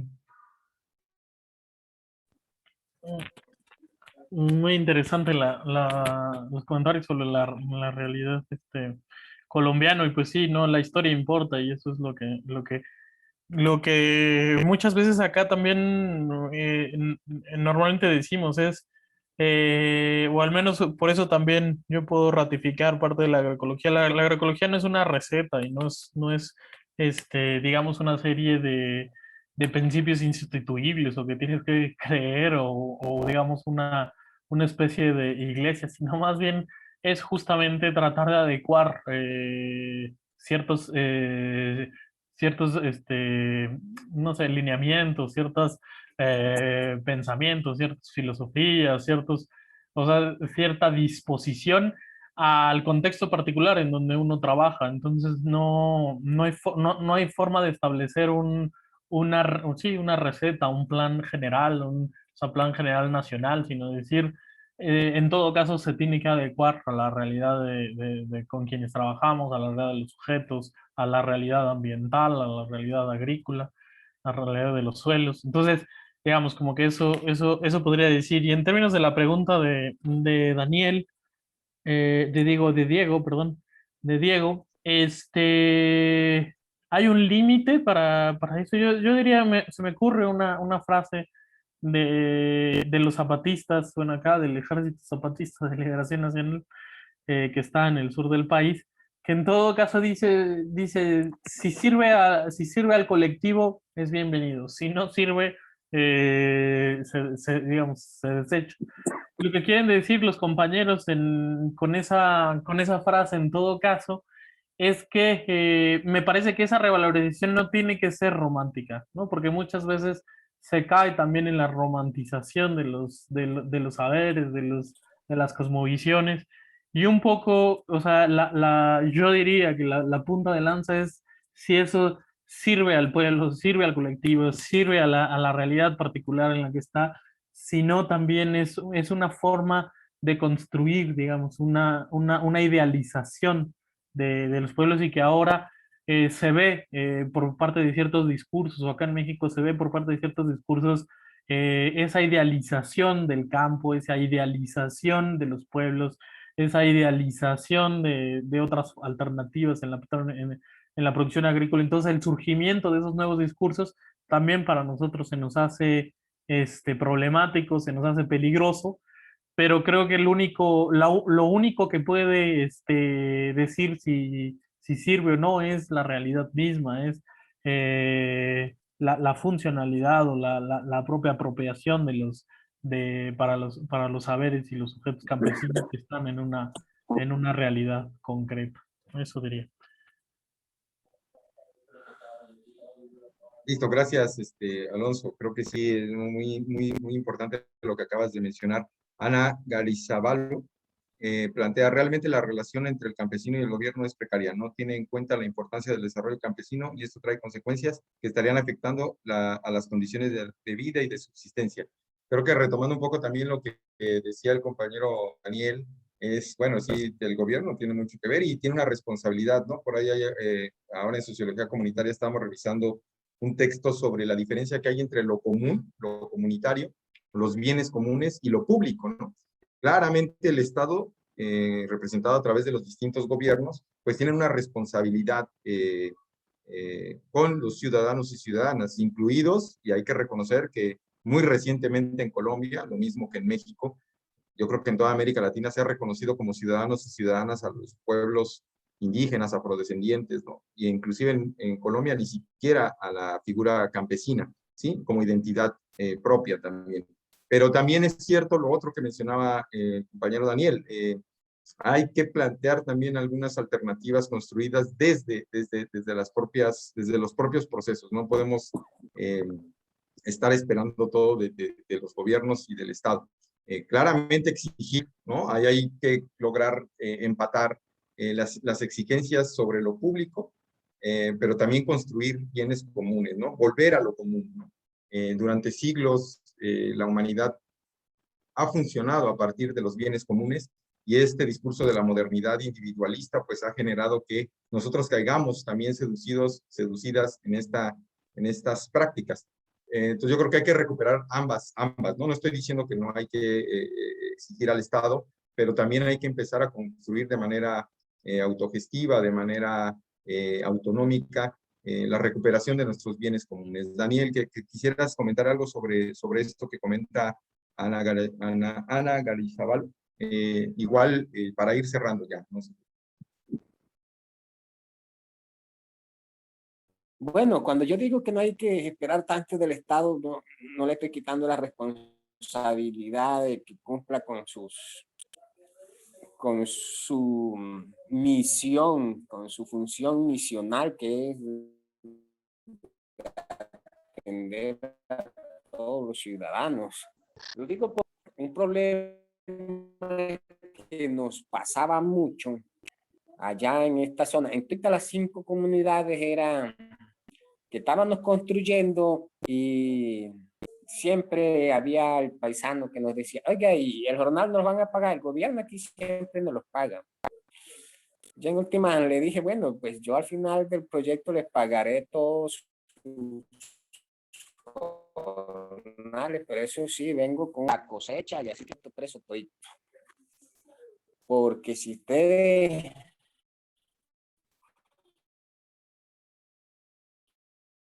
pretenden que yo tengo que pagarle a ustedes, entonces de una u otra manera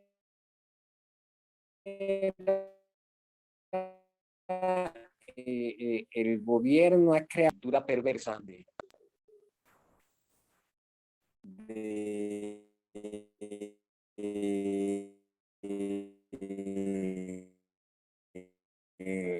que todo, bueno, no, así sea para ellos, entonces cueste también trabajar. Entonces, como les decía ahora rato, quitar ese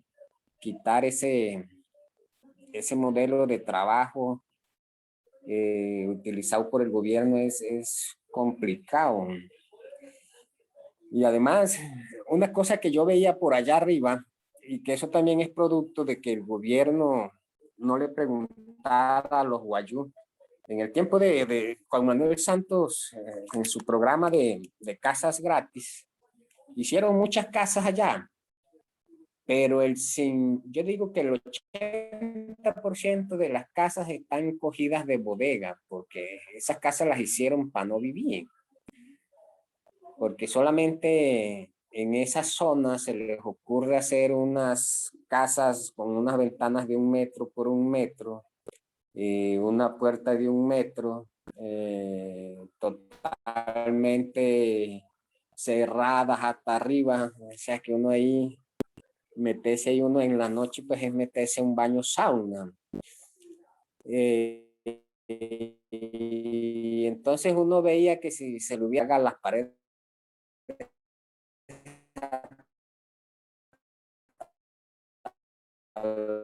la mitad y el resto déjelo así, hecho. Entonces, que el gobierno les hiciera, pues no les importa que no fuera funcional.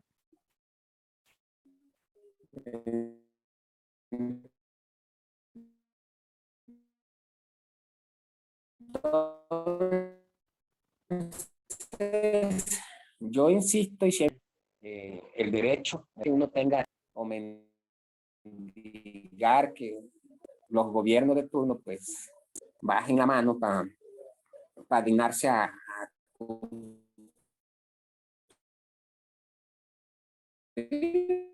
Bueno, estamos teniendo problemas de pienso que hay conexión con Daniel,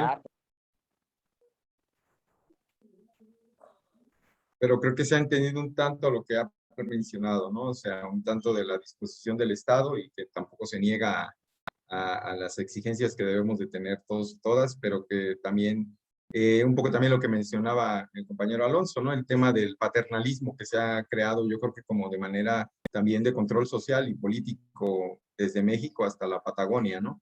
Entonces creo que eso también hay que reflexionarlo a partir de los procesos mismos.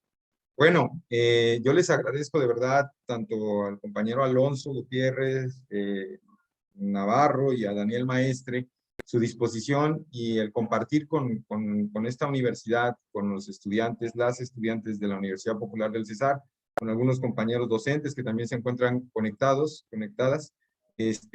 pues estas reflexiones a partir de sus experiencias de trabajo y de intervención en comunidades, ¿no? De verdad, Alonso, muchas gracias. Agradecer públicamente también al compañero Mauricio González, que hizo la gestión para que hoy Alonso pudiera estar con nosotros. Te agradecemos de verdad, Alonso, y esperamos poder contar con tu presencia en algún otro momento en este espacio. Ojalá que sea de manera presencial, sobre todo para compartir y para que se conozcan también algunas experiencias muy interesantes que se dan en el contexto colombiano. Y bueno, de verdad, Alonso, muchísimas gracias. Daniel Maestre, que siempre está dispuesto y es también un compañero muy comprometido con los procesos, pues les agradezco en nombre del programa de Sociología de la Cátedra Orlando Falsborda. Agradecemos mucho su tiempo y sobre todo lo que nos han venido acá a compartir. Les mandamos un abrazo fuertísimo a Alonso allá en México, a Daniel a Alonso allá en la Sierra Norte de Puebla, a Daniel en la Sierra Nevada, y de verdad un abrazo y muchas gracias a los compañeros y compañeras que se conectaron y que esperemos que les haya pues gustado y les haya generado más preguntas que respuestas este encuentro. Agradecemos también de manera cordial a la compañera Luz Marina Campo, que siempre ha estado pendiente del apoyo técnico. Y bueno, en cuanto tengamos el video, Alonso, yo te lo hago llegar, ¿listo? No sé si quieran decir algo ya para despedirte, Alonso. Adelante. Pues nada, agradecer muchísimo la invitación. La verdad es que es un gusto poder platicar con ustedes. Ojalá les haya servido por parte de la experiencia. Y pues claro, quédense, bueno, quedamos con los brazos abiertos para también recibirlos por acá. Si algún día también están en México, quieren venir, pues eso, hacer la gestión. Digamos que el CESDER y los espacios que tenemos, pues quedan abiertos a que puedan venir, que puedan conocer, que puedan colaborar cualquiera que venga por acá, por estos lugares, pues agradecer y agradecer mucho la invitación de Daniel. La verdad es que me gustaría mucho ir a esa experiencia educativa. Y entonces sí, justo el CIDESI tiene ahí una serie de cosas también del desaprendizaje y digamos de la adisciplina, ¿no? Que le llama muy interesante. Entonces, bueno, pues, qué más que poder compartir en estos espacios, en estas iniciativas que, digamos, para nosotros valen mucho la pena y son, digamos, el corazón de lo que, de las alternativas y de lo, digamos, del mundo por venir. Entonces, pues nada, muchísimas gracias Armando, muchísimas gracias por la invitación y gracias a la universidad por también recibirnos, ¿no? Pues es todo. Bueno, gracias. Hasta luego, buena tarde, que tengan excelente fin de semana y nos estamos viendo dentro de 15 días para la siguiente sesión de la cátedra Orlando Falls Borda. Un abrazo, que esté muy bien y estamos en... Diego, cuando quieras, no sé cómo haya sido la invitación, no sé quién te la haya hecho llegar, pero nosotros mandamos también las invitaciones para que estés presente en estos espacios, Diego Amezquita, Pineda.